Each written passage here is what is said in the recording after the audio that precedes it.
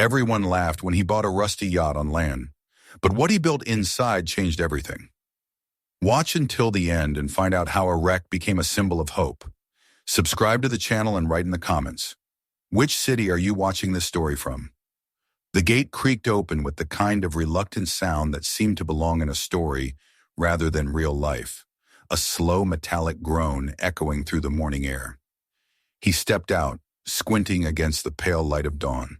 The first breath of free air in over 20 years burned strangely in his lungs, sharp with the scent of dew on asphalt and the faint exhaust of a passing truck. For a moment he stood still, clutching the cheap plastic bag that contained everything he was allowed to take from prison, as though the sheer weight of the outside world might crush him back into the shadows behind the gate. Inside the bag were objects that did not belong to the present. An old pair of boots with cracked soles, a few letters written years ago and long unanswered, and a photograph so faded that the faces had become ghostly blurs. He ran his thumb along its edge, tracing memories that had dissolved into nothing.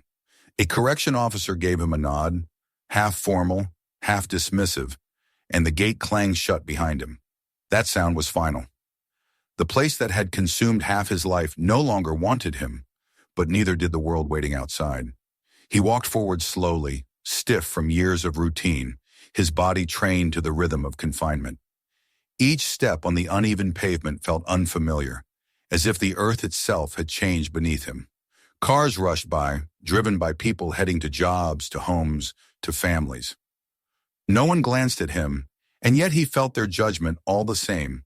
The stain of prison time clung invisibly to his skin, a brand that had nothing to do with the paper in his pocket that said he was free. He knew what they saw. A middle-aged black man with weary eyes, a man stamped by the system as guilty, no matter how much he had pleaded otherwise. The memories returned in jagged fragments, the courtroom buzzing with whispers, the prosecutor's voice heavy with accusation, the jurors looking anywhere but at him. He remembered the way the gavel had fallen like a gunshot and how his mother had buried her face in her hands, sobbing into the silence. She had visited him at first, faithfully, every month. Her hands always smelled faintly of lavender lotion, and he had clung to that scent like a lifeline. But her visits grew infrequent as her health declined, until one day the warden told him quietly that she had passed away. The world had taken her while he was locked behind bars, and the grief had sat inside him like a stone, unmovable and cold. Now, standing on the roadside, he tried to breathe deeply, but freedom tasted bitter. He had been thrown back into a society that had no place for him, a world that had marched forward while he was frozen in time. Even the city itself seemed strange. Where once there had been small grocery stores and diners, now glassy convenience marts and chain restaurants lined the streets. People walked quickly, earbuds in their ears, screens glowing in their palms. He was a relic, a man from a different world, and every glance that lingered a moment too long reminded him that he carried a past no one would forgive. The state had given him a few bills and coins, barely enough for a week of food if he stretched it. He clutched them in his pocket like a child holds a secret toy, afraid to let go, afraid to spend. Hunger was already gnawing at him, but fear of losing even that thin safety net was stronger. He walked into a cafe, the kind of place that looked warm from the outside with its golden lights and chalkboard menus. As soon as he stepped through the door, conversation seemed to pause, eyes flickering toward him. He asked for coffee, and though the girl behind the counter said nothing, her expression tightened, and the line of customers seemed to lean away. The coins rattled when he laid them on the counter. She pushed the paper cup toward him with a forced politeness, and he carried it out, the heat burning his palm like a reminder that he did not belong there. He wandered for hours, trying to recognize a corner, a street, anything that felt familiar. His old neighborhood had changed completely. The house he once knew, where his sister had lived with her children, was gone, replaced by a block of new apartments. No one opened the door when he knocked at the addresses he remembered. He was not surprised. Time had erased him from their lives, and perhaps they were glad it had. Who wanted a man fresh out of prison showing up on their doorstep? As the sun dipped lower, he found himself near the docks, where the city gave way to rust and silence. Warehouses stood abandoned, their windows broken and their walls covered in graffiti. The air smelled of oil and salt water, the kind of smell that clung to skin. He sat on a splintered bench and stared at the waves lapping against the pilings, the rhythm steady and indifferent. The sea did not care who he was or what had been done to him. For a while he simply listened, feeling the loneliness settle deeper in his bones. What was he supposed to do now? He was 45 years old, with no family to return to, no home, and a record that would slam doors in his face. He thought of the parole officer who had muttered instructions, handed him a card with an address, and moved on to the next name on the list. There would be requirements, check-ins, forms to fill. But none of that changed the truth. He was a man without an anchor. Night fell quickly, bringing with it the chill of early spring. He walked until his legs trembled, until the lights of the city blurred into streaks, until his breath came ragged in the cold air. He passed shelters with long lines of men hunched in ragged coats, their faces etched with the same hopelessness he felt. He could have joined them, but something inside him resisted. He did not want to be swallowed into that crowd. Not tonight. He kept moving, farther from the noise, until the city's neon glow softened behind him. At last he stopped at the edge of an old industrial yard where fences sagged and weeds grew tall between cracks in the concrete. Beyond it, something caught his eye, the curved hull of a boat resting high above the ground. The sight was strange, almost absurd. A vessel meant for the sea stranded on land, its paint peeling in long strips, its name worn away by sun and rain. It stood silent on rusting supports, a relic forgotten by everyone. He felt a strange pull in his chest, as if the boat itself mirrored his own existence. Built to sail, left to decay. He stared for a long time, the cold forgotten, the weight of exhaustion momentarily eased. The boat had no business being here, yet it endured. He whispered to himself, though no one was there to hear, and the sound of his own voice startled him after so many hours of silence. There was something here, something calling. He did not know what it was yet, but he knew this. Just as he had been cast out onto land where he did not belong, this boat too had been condemned to stand still. And perhaps, just perhaps, they both deserved another chance. He returned to the yard the next morning, drawn back as though an invisible tether pulled him there. Sleep had been shallow, broken by the rustle of rats in alleyways and the distant cries of sirens. He had drifted between benches and abandoned stoops, never finding rest, only the stubborn memory of the boat's shape looming in the dark.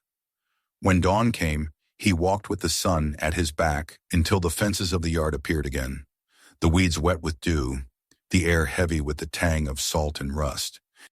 The boat stood exactly as it had the night before, silent, its hull curved like a weary back, its paint hanging in tatters of dull white and faded blue. It looked as though it might crumble if touched, but there was something in the defiance of its stance, high above the ground, that stirred something inside him. He stepped closer, ignoring the prickle of broken glass under his boots. Graffiti sprawled across the side of a warehouse wall, obscene words sprayed in angry colors. But the boat seemed untouched, as though even vandals found it beneath their notice. He reached out a hand and let his fingers brush the hull. The metal was cold and rough beneath his skin, flaking where years of weather had chewed through the paint. It smelled of mildew and forgotten storms. Yet he felt a thrum of possibility, faint as a heartbeat buried under years of silence. The sound of laughter broke the stillness. A group of men in work jackets came from the far end of the yard, smoking and carrying tools, their boots clanging against the pavement. They noticed him immediately, eyes narrowing, as if his presence required explanation. One of them, a heavy-set man with grease stains on his sleeves, barked a laugh. "You looking to buy that thing?" he called, gesturing toward the boat. The others chuckled, shaking their heads. "Ain't seen water in decades.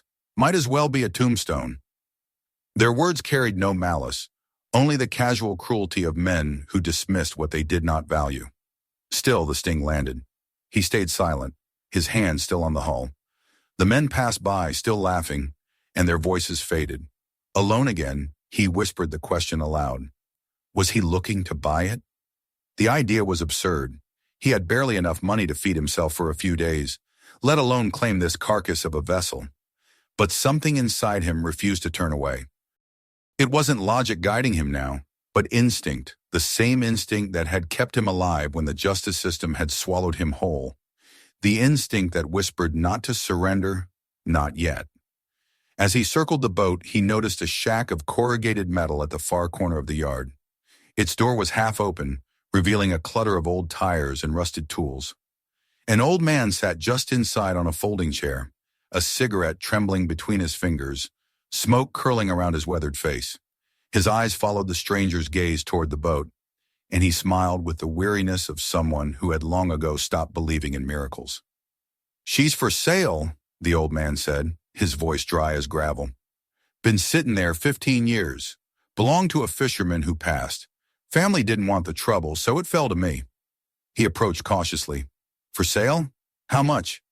The words tasted foreign, reckless, but he said them anyway. The old man shrugged. "Not much. Scrap value, really. Nobody's made an offer in years. Too much work to get her to water again. Truth is, I'd let her go for a few bills just to clear the yard." The former prisoner reached into his pocket and felt the folded wad of bills, the meager remnants of his release stipend. It was everything he had, his only lifeline. Yet he knew in that moment what he would do. Logic told him he was a fool, that he should buy food, find a bed, save what little security he could. But the boat pulled at him, demanded belief. It was broken, unwanted, discarded, just as he was. Yet it still stood, waiting for someone to care. He handed over the money, all of it, watching the old man's eyebrows rise in faint surprise. The cigarette trembled more noticeably now, as though the old man could not decide whether to laugh or pity him. But a deal was a deal, and papers changed hands with a scratch of pen on crumpled forms. In minutes, the boat was his. The men from earlier returned as he climbed the rickety ladder, leaning against the hull, carrying his plastic bag of belongings. Their laughter was louder this time, echoing across the yard. "Man bought himself a yacht," one called. "Better hope for a flood if he wants to sail it." Another doubled over, holding his sides. "Only ship that'll never leave port." The sound followed him up the ladder, clinging like smoke, but he ignored them. Inside, the air was thick with damp. The floor was littered with old newspapers, their ink blurred by mold and scraps of rope frayed to dust. Cobwebs clung to corners, and the faint stench of rodents lingered. Light seeped through cracks in the boarded windows, painting the interior in dull stripes. He dropped his bag on the floor and sat heavily beside it. For the first time in decades, he was alone not in a cell, but in something that was his. As his eyes adjusted, he noticed objects left behind. In a narrow drawer, he found faded navigation charts, their edges curled and brittle. In the cabin's corner, a water-stained notebook lay open, its pages filled with shaky handwriting about tides and storms and dreams of a journey never taken. A family photograph was tucked between the pages, a man with weathered hands, a woman with tired eyes, two children squinting against the sun. He held the picture gently, feeling as though he were intruding on ghosts, yet strangely comforted by their presence. Someone had once loved this boat enough to dream of the sea. He stretched out on a wooden bench that smelled of mildew, staring up at the cracked ceiling. The laughter outside had faded. The air was still. For the first time since stepping through the prison gates, he felt a fragile thread of belonging. The boat was ruined, useless, mocked, but it was his. And as he closed his eyes against the dim light, he thought that maybe, just maybe, it could carry him somewhere after all. Not across the water, but into a life worth rebuilding. The first nights inside the boat were a different kind of imprisonment, one that he chose but which tested him with the same cruelty as the iron bars he had left behind. The damp air clung to his lungs, and every creak of the hull in the night sounded like the footsteps of ghosts. Rats skittered across the floor, bold enough to dart out from the corners, and spiders had laid their kingdoms across the beams overhead. He lay on the narrow wooden bench, wrapped in his thin jacket, and shivered as the wind pressed through cracks in the hull. Rain fell once, and the drops worked their way through holes above his head, tapping against his skin until he sat up, too tired to move, but too restless to lie back down. He could have left. He could have abandoned the foolish purchase. accepted that he had wasted the only money he possessed, and joined the other men at the shelters, standing in line for soup and a cot. But there was something in the silence of the boat that compelled him to stay, something defiant that answered the quiet voice in his chest. If the boat had endured years of decay and scorn, so could he. He would not leave it, not yet. Each morning he forced himself to rise before the sun, though his stomach groaned with hunger and his muscles stiffened in the chill. He scavenged through nearby alleys and abandoned yards, gathering what others had thrown away. A cracked hammer, its handle taped with electrical cord, became his first tool. Bent nails scavenged from pallets were straightened on stones until they were sharp enough to drive into wood again. From dumpsters behind hardware stores, he rescued scraps of plywood, warped and stained, but still solid enough to patch holes in the floor. Every find was carried back to the boat, his steps dragging, but his determination firm. He began with the worst of the rot. On his knees, he scrubbed at the blackened patches with wire brushes, his fingers bleeding where the bristles caught his skin. The smell of mold rose sharp into his nose, but he did not stop. Piece by piece, he scraped away years of neglect until raw wood showed beneath. He worked until sweat poured down his back, until his arms trembled and his breath rasped in his throat. And though the floor was still uneven, though it was far from clean, he could see the faintest suggestion of transformation. Days blurred together in labor. He patched the gaping holes with scavenged planks, hammering until his ears rang from the blows. He nailed boards across cracked window frames, leaving narrow slits to let in air and a ribbon of daylight. He dragged out piles of soaked newspaper and shattered glass, carrying them to the dumpster until the floor was clear enough to walk across without stumbling. Each task was small, but each one shifted the balance between ruin and survival. The boat was still broken, still mocked, but now it bore the fingerprints of a man who refused to let it stay a tomb. One evening, after hours of work, he sat back on his bench and stared at what he had uncovered in the cabin's drawer. The notebook, warped with water stains, its pages lined with the voice of the man who had once called this boat his. The handwriting was rough, uneven, but filled with the language of tides and winds, of places never reached but longed for. He read entries about planned journeys, about dreams of sailing far south where the water turned warm and the fish leapt in silver schools. One page was a list of repairs, never completed. Another described the man's children, who had begged to sleep on the boat, pretending they were at sea. He read until his eyes blurred, and then he closed the book and pressed it to his chest. The photograph of the family stayed with him most of all. The faces were faded, but he could see the curve of the children's smiles, the weathered pride in the father's eyes. The image felt like a fragment of faith left behind for him to discover, as if the boat itself was reminding him that even in abandonment it had once carried love. He propped the picture against a beam where he could see it while he worked, a silent reminder that dreams were not wasted simply because they were interrupted. Food became scarce, and he bartered his labor for meals. He lifted crates for a grocer until his back screamed, and the man gave him a loaf of bread and an apple. He swept floors at a corner shop in exchange for a sandwich wrapped in paper. The jobs were temporary, the pay almost nothing, but each coin that jingled in his pocket went not toward comforts, but toward nails, screws, and tools. He ate little, slept less, and poured all of himself into the boat. Passers-by noticed. Children on bicycles stopped at the edge of the yard to point and laugh, calling out to ask when the captain planned to set sail across the parking lot. Men on their lunch breaks shook their heads, muttering about the fool wasting his strength on a carcass. The sound of their scorn pressed against him, but he learned to let it slide away. They did not see what he saw. To them, the boat was a monument to uselessness. To him, it was the beginning of something he had never been allowed before. Ownership. For the first time in decades, he held a claim to something no one could take away. The work became his rhythm, his prayer. He marked each day by the progress he made, a patched crack, a repaired step, a clean surface, and slowly the boat began to change. Its insides, once reeking of rot, began to smell faintly of sawdust and fresh paint. The bench where he slept no longer sagged under his weight. A shelf he nailed together held his few belongings in order instead of scattered across the floor.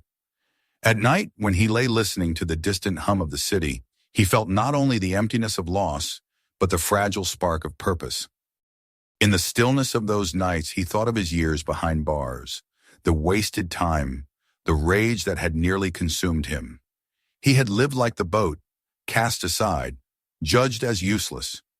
Now, with each nail he drove, he felt as though he were driving something into himself as well, anchoring his existence in a foundation he built with his own hands.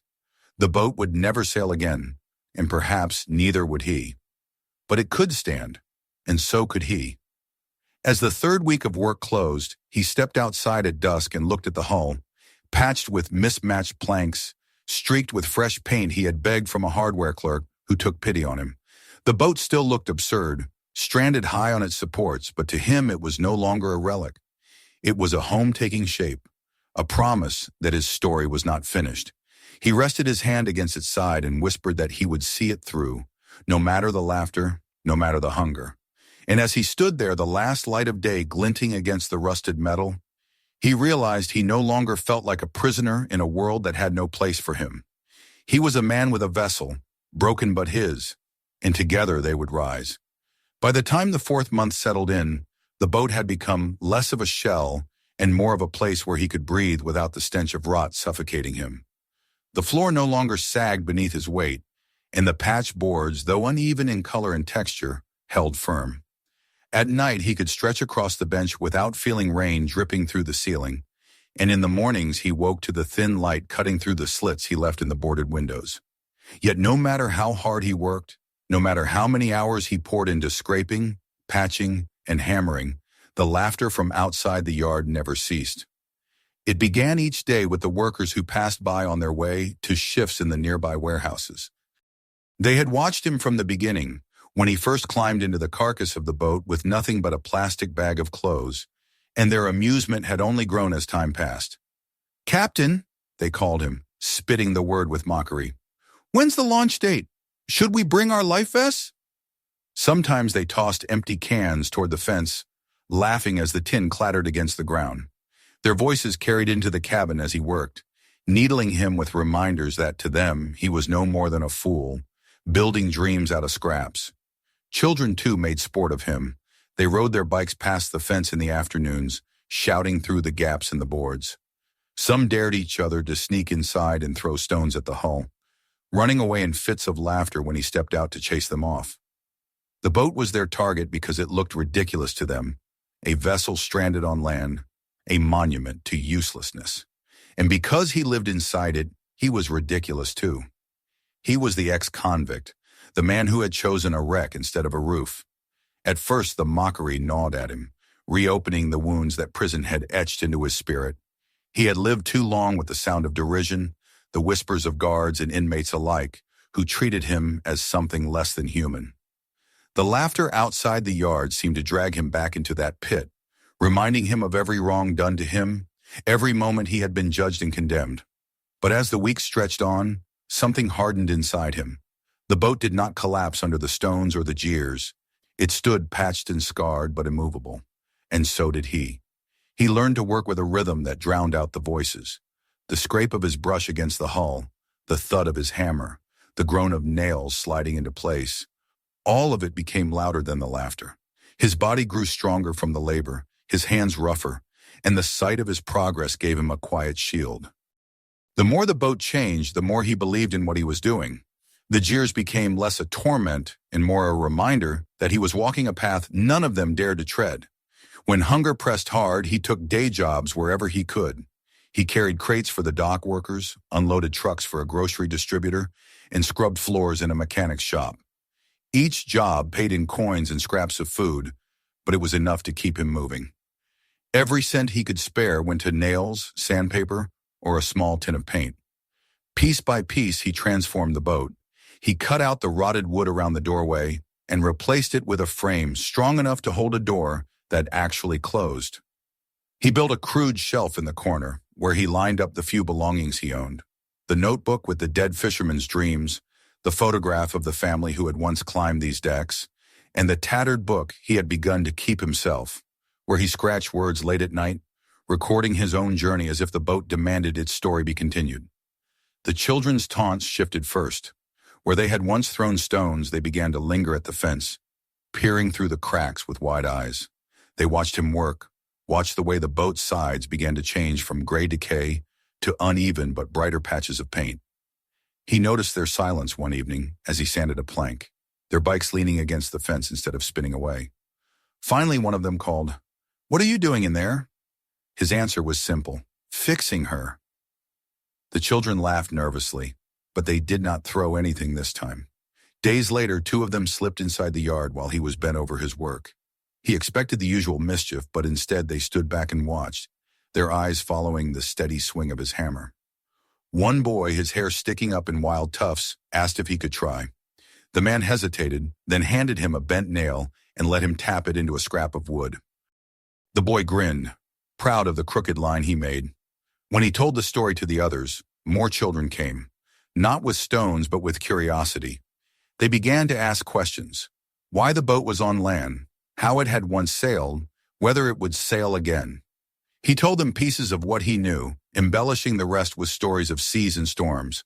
Their laughter changed from mockery to wonder, and though they still called him captain, the word carried a new weight. The adults noticed the change too. At first, they shook their heads at the children's visits, warning them not to get too close to the ex-convict with the foolish project. But the children persisted, and when nothing bad happened, suspicion softened into tolerance. Some even began to speak to him as they passed. They asked what he was building, though their voices still carried doubt, and when he answered that he was making a home, they stared at him as though trying to understand how ruin could ever be transformed into shelter. By late summer, the boat had taken on a shape that even skeptics could not ignore. It was still scarred and weathered, but its boards no longer gaped. Its windows no longer sagged in broken frames. He had painted one side completely, a patchwork of second-hand blues and whites that gleamed in the afternoon light. The laughter grew quieter as the work grew louder. The same men who had once thrown cans began to pause, watching in silence for a moment before continuing on their way. A few even nodded, though they quickly turned their faces away when they realized he had noticed. Inside, the space transformed. The shelves he built held not only his belongings but odds and ends given by curious children, an old lantern, a handful of seashells, a plastic compass. He dragged in a mattress discarded on the curb, cleaned it as best he could, and placed it on the bench where he had once shivered on bare wood. The notebook grew thicker with entries, his words steady now, not the frantic scrawls of a man desperate for meaning, but the record of a man rebuilding, piece by piece. The boat, though still fixed on land, began to feel alive again. It no longer carried only the weight of his past, but the stirrings of a new identity. Where once it had been a symbol of decay, it was becoming a marker of resilience. He could see it in the way the children spoke about it, in the way neighbors slowed their steps to watch. And within himself, he felt the shift most strongly of all. The laughter had not ceased, but it had lost its power. It no longer pierced him like the jeers of a jury or the scorn of guards. Instead, it reminded him of what he had already endured and how much further he had come. Each evening, as the sun dipped low and the boat cast long shadows across the cracked pavement, he sat on the hull and watched the children chase each other on their bikes. Their voices rang out, not in cruelty but in joy, and he realized that something had begun to change, not only in the boat but in the way the world around him saw him. He was still the ex-convict, still the man who had once been judged and condemned. But he was also the captain of a boat that refused to die, and perhaps, in time, that title would matter more than the one society had carved into him. The days grew shorter, and the air turned heavy with the kind of dampness that clings to skin and whispers of coming change. By now the boat was no longer a ruin, but something approaching a home, however rough. Its patched hull was painted in mismatched blues that caught the sunlight unevenly, and its interior had begun to carry the warmth of human presence rather than the chill of decay. Children still visited, bringing him small treasures, a cracked mug, a blanket frayed at the edges, a jar of nails their fathers no longer needed, and he welcomed each gift with a gratitude that surprised him. The laughter that once bruised his spirit had softened into something else, A quiet curiosity from neighbors, who could not yet admit that the wreck on stilts was transforming before their eyes. It was on one of those evenings, as he sat outside on a makeshift stool carved from a block of wood, that he noticed the air grow strange. The horizon darkened, though the sun had not yet set, and the wind carried the scent of sea salt mixed with the metallic tang of rain. He had lived long enough, both in freedom and confinement, to recognize the language of weather. Something was coming, something large enough to make the world hold its breath. By dawn the next day, clouds had gathered thick over the city. The streets felt uneasy, shopkeepers pulling their awnings lower, mothers clutching their children's hands as they hurried home. He listened to the chatter of dock workers, who spoke of a storm blowing in from the coast, fierce and fast. Their voices held the nervous bravado of men who had seen many storms and knew too well what they could bring. As the morning hours passed, the wind began to rise, tugging at loose shutters, sending wrappers skittering across the pavement. He returned to the boat with his arms full of supplies gathered from alleys and dumpsters, planks, ropes, tarps that might hold if nailed across cracks. He worked quickly, sealing the weakest spots, tying down anything that might fly loose. The children who came to watch him sensed the urgency in his movements and did not tease this time. Instead, one of them asked in a small voice whether the boat would be safe. He answered honestly, saying he did not know, but he would do everything he could to make it so. Their wide eyes told him what he had already guessed. Their own homes were fragile, too. The storm arrived before nightfall. It came with a scream of wind that tore at rooftops and bent streetlights until their poles groaned. Rain slashed sideways, turning alleys into rivers, battering windows until glass shattered and fell. From the boat's high perch, he could see water pooling quickly along the ground below, creeping into shops and doorways. He braced himself inside, listening to the howl outside, and for a moment he wondered if he had been wrong to put his faith in this wreck. But then the first knock came at the door.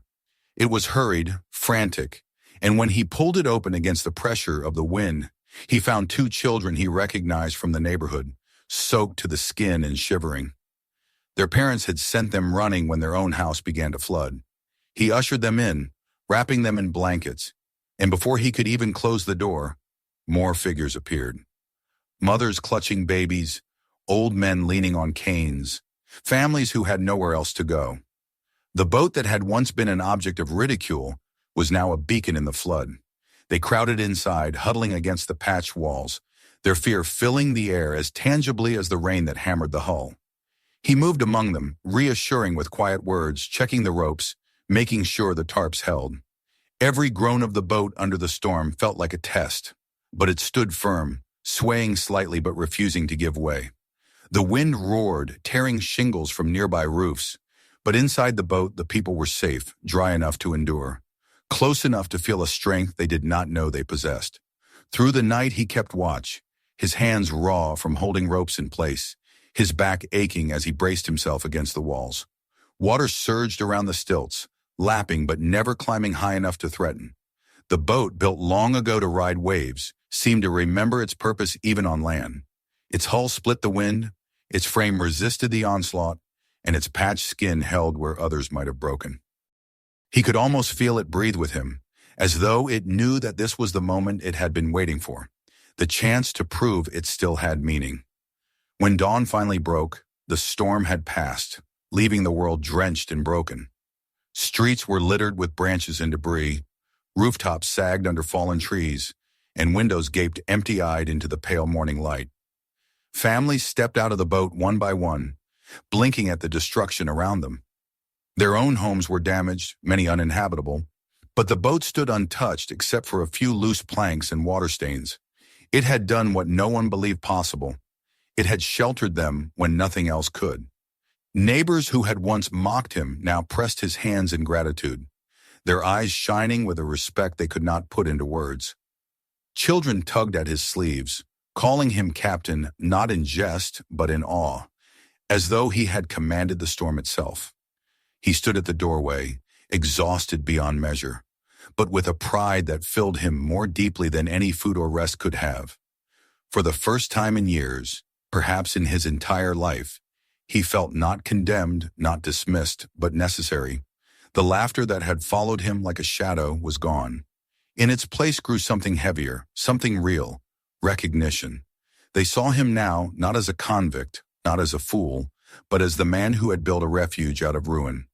And though he said nothing, though he simply nodded and returned to his work of checking the hull for damage, inside he knew that the storm had done more than tear apart the city.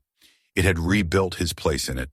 The boat, once mocked for standing useless on land, had proven its worth, and in its survival, so too had he. When the storm passed, it left behind a city scarred and trembling. Streets were gouged by rushing water, lampposts bent like broken spears, and the smell of wet earth and gasoline hung thick in the air. People emerged slowly from hiding places, blinking into the pale light of dawn, dazed by what they found. Houses had collapsed, windows shattered, possessions floated in filthy puddles. The storm had been cruel, but in its cruelty it had revealed something unexpected. For amid all that ruin, one structure had endured. The old boat standing on its stilts above the waterline, patched together by a man whom many had written off as a hopeless fool. The families who had sought shelter inside that night left the boat with hesitant steps, their shoes squelching in the mud, their faces marked with exhaustion. Yet when they looked back at the vessel, their expressions shifted into something new. Gratitude softened the lines of fear. A mother clasped his hand and whispered a blessing. A boy, too tired to stand, saluted him with 2 fingers at his temple before collapsing against his father's shoulder. The old men, their canes sinking in the mud, nodded in silence, which was a gesture heavier than words. For years he had been invisible, or worse, visible only as a warning, a man whose life was meant to be dismissed. But now in the wreckage of the storm, they saw him as something else entirely. Word spread quickly. Neighbors who had not come to the boat that night heard from others how it had stood firm, how its patched hull had not given way, how the man they had mocked had opened its door to all who needed refuge. Within days, people who had once passed with curled lips and shaking heads began to stop and speak. They asked about the repairs he had done, how he had managed to make the old vessel sturdy enough to withstand such punishment. He answered simply that it was not his strength but the boat's bones that had carried them through. Yet he knew the truth was different. It was the hours of labor, the endless scraping and hammering, the refusal to give up on something discarded that had turned it from a wreck into a fortress. Children were the first to change their tone. Where once they had taunted him with cries of "Captain of Nowhere," they now came to the fence with bright eyes, eager to tell their friends that they had been inside during the storm. They climbed onto the stilts and sat swinging their legs, asking questions about whether the boat would ever sail again. Some called him captain still, but the word had lost its sting. It rolled from their tongues with warmth, with admiration even. He found himself smiling at the sound, something he had not done in years without forcing it. The men who had laughed hardest were slower to change. Pride kept them at a distance, their eyes following him as he worked, their voices low. Yet even they could not ignore the shift. One evening as he carried a bucket of water from a nearby hydrant, one of them stepped forward awkwardly and offered to help. The gesture was clumsy, accompanied by a gruff warning not to read too much into it, but the weight of it pressed against him like sunlight breaking through clouds. Others followed, little by little, until laughter no longer echoed as he hammered. Instead, there was silence, or even a word of advice, a tool lent, a nod of recognition. Inside himself, he felt a change as profound as the one outside. For so long, he had carried the identity of convict, of scapegoat, of man marked by injustice. He had worn it like a chain even after the gates had opened. But the storm had broken that too. The city did not see him now through the lens of his past. They saw him as the man who had built a refuge when they needed it most. Respect seeped into their eyes when they looked at him, and he, almost against his will, began to respect himself. The boat took on a new life in the weeks after the storm. It became a gathering place, a spot where people came not just to gawk, but to talk, to sit, to breathe in the comfort of something that had endured. Mothers brought their children to see the captain's boat, telling them how it had stood against the storm when houses had fallen. Old men leaned on the stilts and recalled their own days at sea, comparing the scars on the hull to the scars on their own bodies. The boat had been saved from ridicule, transformed into a symbol, and he had been saved with it. For him, the greatest change came quietly one evening. He was repairing a section of the deck where rain had seeped in, his hands blackened with tar and dust, when a little girl climbed up the ladder without hesitation. She carried a flower, a wild daisy pulled from the cracked pavement, and she placed it carefully in an old tin cup he used for drinking. "For the captain," she said, and then skipped off before he could reply. He stared at the daisy for a long time, longer than made sense, until his vision blurred and he realized tears had slipped down his cheeks. Not tears of sorrow, but of something else, something softer that he could hardly name. That night, as he sat alone in the cabin with the daisy beside him, he thought about what the boat had become. Once it had been mocked as useless, a stranded vessel no better than the man who had claimed it. But now, patched and scarred, it was proof that broken things could still protect, could still matter. And if that was true for the boat, perhaps it was true for him as well. He was no longer the prisoner defined by numbers and accusations. He was no longer just the man who had stumbled out of the gates with nothing. He was the captain, a title given to him not by laughter but by gratitude. As the season shifted, people began to bring him small offerings. A carpenter from down the street left a bundle of nails. A shopkeeper handed him a can of paint that had been sitting unsold. An old woman pressed a loaf of bread into his hands, saying she had baked too much. Each gift carried with it an acknowledgement, a recognition that he was part of them now, not separate, not outcast. He began to feel the threads of belonging weave around him, fragile but real. And so the boat became more than a home. It became a place of meeting, of story, of shared memory.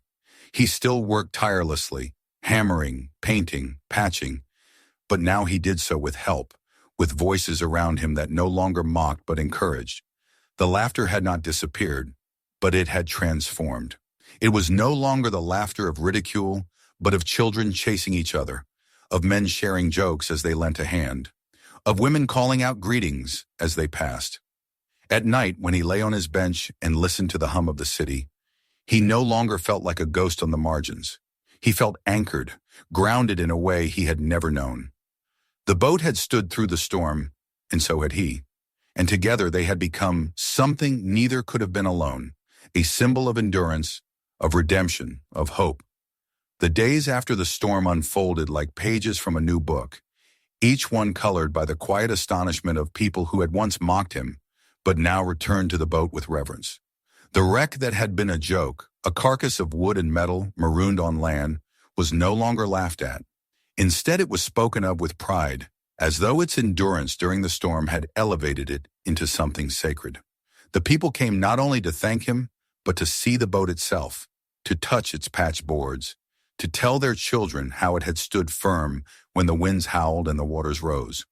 And he, once invisible or despised, became the steward of this unlikely sanctuary, a role he accepted without ceremony, but with a depth of gratitude he could never fully express. He continued his work as before, though now his hands were no longer alone. Neighbors came offering scraps of lumber, cans of paint, tools that had sat unused in garages. He watched with quiet awe as men he had once feared for their sharp tongues lifted hammers beside him, nailing planks with the same care he had shown. Women scrubbed down boards with soap and water until the stench of mildew was replaced by the clean scent of effort.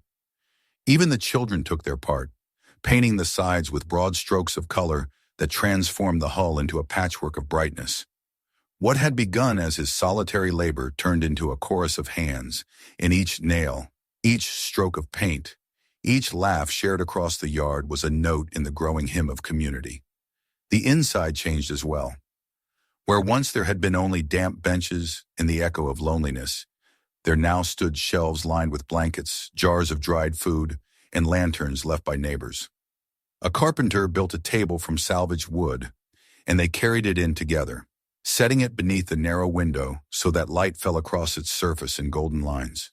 He ran his hand over its grain, feeling the solidity, and for the first time the boat felt not only like a refuge, but like a home in the truest sense. Not just for him, but for anyone who entered. In the evenings, the boat filled with voices. Children clambered up the ladder, bringing drawings to tape on the walls. crude sketches of boats at sea with his name scrawled proudly beneath. Old men told stories of their fishing days, voices thick with memory, while women shared recipes and laughter as they brewed tea on a small stove someone had donated. He would sit in the corner, sometimes too overwhelmed to speak, listening to the hum of life around him, and marveling at how this place of rot and ridicule had blossomed into a sanctuary of belonging. It was not grand, not polished, but it was alive, and in its aliveness, it carried a beauty greater than any gilded hall. The shift in how people spoke to him was the hardest to believe. No longer was he the ex-convict whispered about with suspicion, nor the fool who had wasted his money on a wreck. He was the captain, and the title now carried not mockery but honor. Parents called him that in front of their children, and he accepted it quietly, the weight of it pressing into him like sunlight warming cold skin. Respect was a language he had long forgotten, but it returned to him in gentle ways. A nod from a passing worker, a loaf of bread left at his door, a child's drawing pinned to the hull with his name written in bold letters. One afternoon he sat on the deck as the sun set, watching the golden light bleed across the patchboards. Around him the laughter of children rose as they chased each other in the yard, their voices carrying like birdsong. A woman passed with a basket of laundry and called out her thanks again for the shelter he had provided during the storm. He lifted a hand in acknowledgement, still uncertain how to hold the fullness of gratitude without it spilling over into disbelief. The world that had once seemed determined to crush him now bent toward him with kindness, and though he sometimes feared it would vanish as suddenly as it had come, he learned each day to trust it a little more. He began to see himself differently too.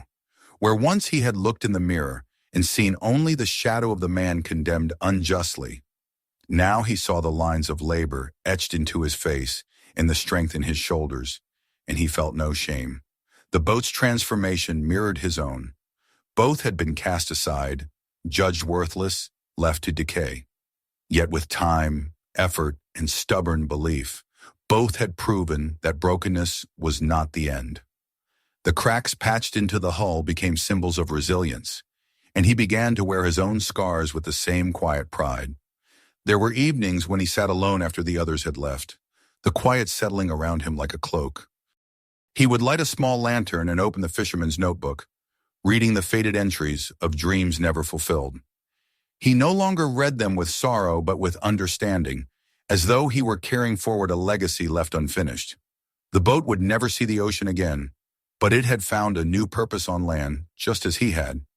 He thought often of the fishermen's children in the photograph, their young faces frozen in time, and he hoped that somewhere they knew their father's vessel still sheltered people, still mattered. One night after the yard had emptied and silence lay heavy, he planted something small beside the stilts. It was a seed given by one of the children, a sunflower seed saved from their garden. He dug the earth with his bare hands, pressing it into the soil and covering it with care. For the boat, the child had said, but he knew it was also for him. Each morning afterward, he checked the patch of earth, waiting for the first green shoot to rise. It became a ritual, a promise that just as he and the boat had endured, so too would something new take root. By the end of the season, the sunflower stood tall, its head turned toward the light. People began to point to it as they passed, smiling at how it mirrored the painted blooms the children had scrawled on the boat's side. It became part of the symbol, too, a sign that even from the smallest seed, resilience could blossom into something radiant. When he looked at it, he felt the weight of his grandmother's old words, words he had nearly forgotten in prison, that starting over was not failure, but the bravest act of all. On the day the first frost touched the edges of the grass, he sat on the deck of the boat, wrapped in a blanket, and watched the community moving about below. Children chased each other, neighbors shared food, and the sunflower bowed slightly under the weight of its seeds, ready to scatter them into the wind. He realized then that the boat was no longer just his home. It belonged to all of them, a monument not to despair, but to what could be built when nothing was expected. And in that realization, he felt a peace deeper than any he had known. He was no longer a man defined by injustice, nor by failure, nor even by survival alone. He was the captain of a ship that would never sail, but that carried more lives than he had ever imagined. And as he leaned back, eyes lifted toward the endless stretch of sky, he understood that both he and the boat had found what they had been denied for so long: a place, a purpose, and a legacy that would endure long after the laughter had faded into memory. If this story moved you, don't forget to hit that subscribe button so you never miss what's coming next. Check out our other videos for more unbelievable true stories and share this one with your friends. You won't believe what's waiting in the next chapter.